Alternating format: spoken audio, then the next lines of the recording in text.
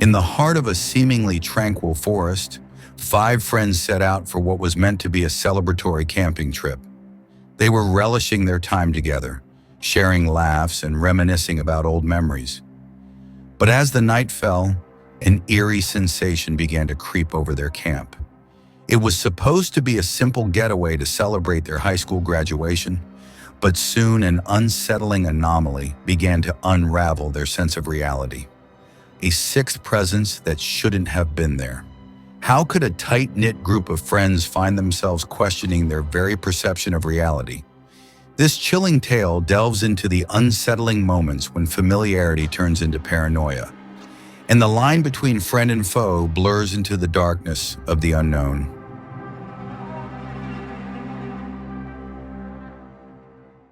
There were bright flashes of red across the sky. It felt like someone was waving a flare from above, faint but noticeable. We all joked about UFOs and laughed while nailing our tents to the ground. I was sure that there were only 5 of us. We'd been friends since early middle school and were celebrating our high school graduation with this camping trip. The red flashes seemed to stop randomly as we talked while finishing up our tents. Dave managed to set up his tent the quickest and said he was going to gather some firewood. I remember that we worked together at the local gas station last year. We used to take the night shifts, making the otherwise dull job much more enjoyable. Eric, meanwhile, was still fiddling with his tent manual, adjusting his round glasses, as always. I wasn't as close to him as the others, but I do recall sharing a math class with him and borrowing his homework once. Ava was chatting with Sally, my cousin, and they had teamed up to work on one tent at a time. I have clear memories of them too, hanging out in our usual spots at school. In fact, I even remember Ava's younger brother, who always begged to tag along with us. I mention all of this because I was certain there were only 5 of us, and I knew everyone in the group. Dave went to gather some branches while we unfolded a few chairs and set them around the fire pit. I started feeling a little uneasy as the sun disappeared and the forest was slowly consumed by the creeping darkness. The shadows of the trees grew longer as the minutes passed. Eric got up to grab a flashlight from his bag, and we all began wondering why Dave was taking so long. He returned shortly after, the sound of leaves rustling loudly as he approached.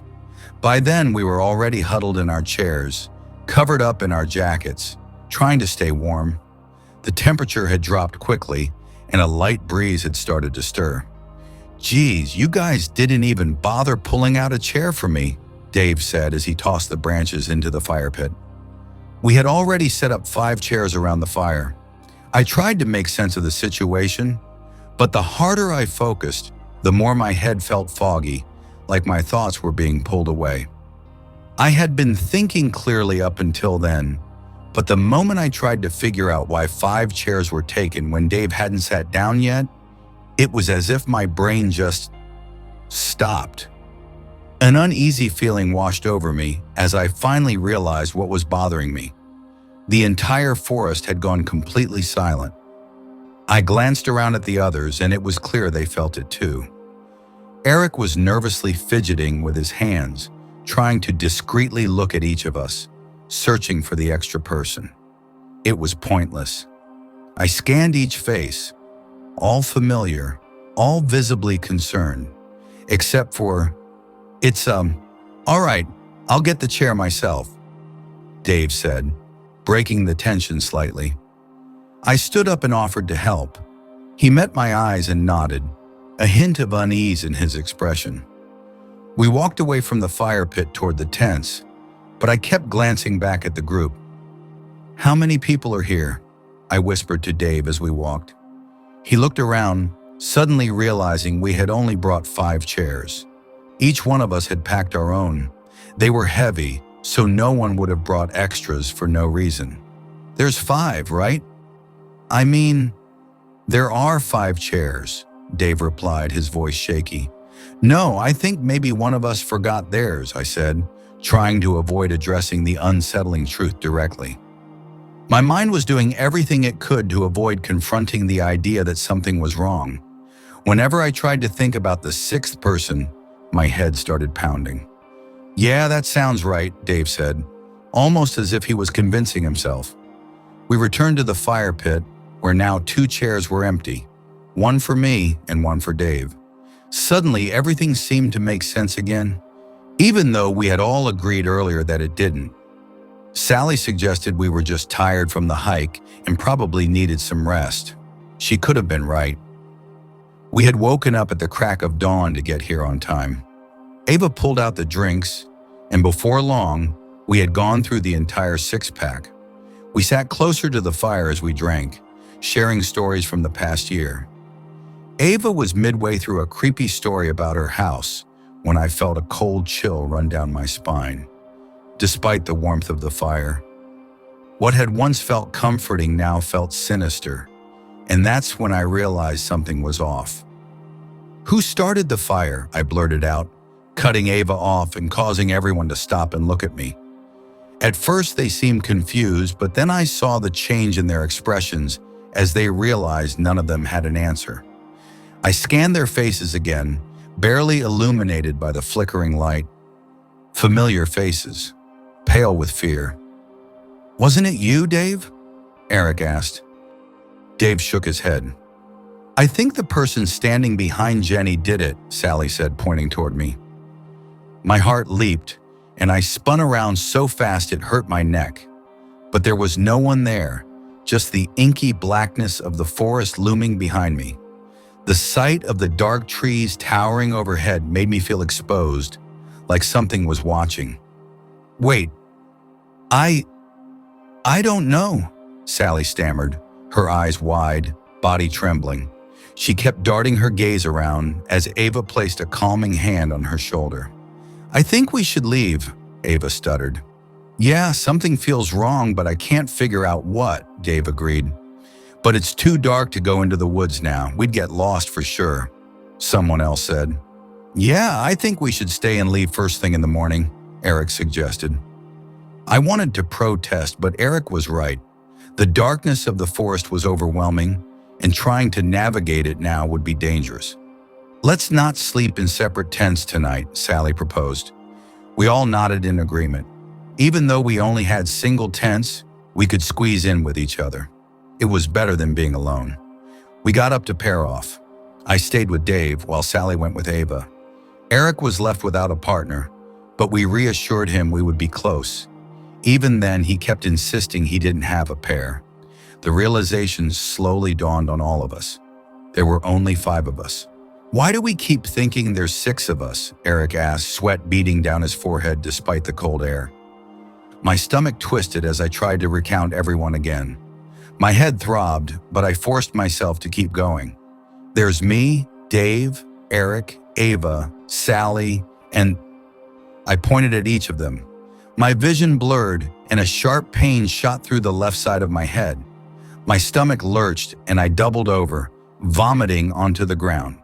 Dave caught me before I collapsed, holding me upright as we wordlessly decided to head toward the tents. Someone doused the fire. Dave helped me into our tent while the others whispered outside, debating what to do. I could only catch bits of the conversation through the pounding in my skull. Sally had the smart idea of arranging the 3 tents in a U-shape with the openings facing inward, so we'd all be close and only have one way in. Dave was about to go help, but I clung to his hand and asked him to stay. Eventually, everyone settled into their tents. A quick count confirmed there were 5 of us. Eric would be alone in his tent, but he seemed more relaxed knowing how close we all were now. I regret letting him sleep alone that night. He was always a bit of an outsider, and we should have known better. Right before we went to bed, we agreed to leave as soon as daylight broke. I took one last glance outside into the forest. The wind was picking up, and the trees swayed in rhythm. Beyond our little clearing was nothing but pure, impenetrable darkness. As I looked over at the 2 spare tents, I saw someone standing near them. Despite the fear, sleep came quickly. Ava's scream jolted me awake in the middle of the night. Dave and I scrambled out of our tent to see Sally and Ava standing at the entrance of Eric's tent. We pushed past them to look inside. Eric was still in his sleeping bag, but it was twisted and soaked with dark blood. His face was contorted in an expression of unbearable pain, and the rest of his body was rolled tightly around itself, as though something had crushed him. Dave zipped up the tent while Ava stood in shock, her eyes distant and unfocused. Sally shook her, tears streaming down her face, trying to get her to snap out of it. Dave grabbed a flashlight and shouted, "Get up! Run!" We bolted from the campsite, following the trail back to the car. Dave led the way with the flashlight, the beam barely lighting the path ahead. The thick canopy blocked out any moonlight, leaving us to navigate by the small circle of light. Ava stumbled, twisting her ankle. Someone tried to help her, but dragged her into the trees instead. It happened too fast. One moment she was with us, the next gone. Sally screamed and tried to run after her, but Dave held her back. She broke free and disappeared into the woods after Ava, her voice echoing Ava's name until it abruptly stopped. I was about to run after them when Dave grabbed my shoulders and shook me hard. "We have to go, Jenny, please." I hesitated but snapped into action when Sally's voice was cut off. We ran down the trail toward the car. There was nothing we could do now. At some point, there were three of us running, Dave, me, and someone behind us. "Dave, who's behind us?" I gasped. My lungs burned and my heart pounded painfully in my chest. Dave looked at me, confusion turning to terror, then rage. "Keep running," he ordered, pulling out a pocket knife and handing me the car keys. I almost dropped them. He turned on his heel and charged at whoever was following us. I kept running, tripping and falling down the trail. I didn't stop until I reached the end. When the trail opened into the familiar parking lot, I ran straight for the car, jumped in, and sped out onto the highway. I'm typing this from a rest stop. My phone finally has service and I've called 911, but I don't think they believe me. They're sending someone anyway.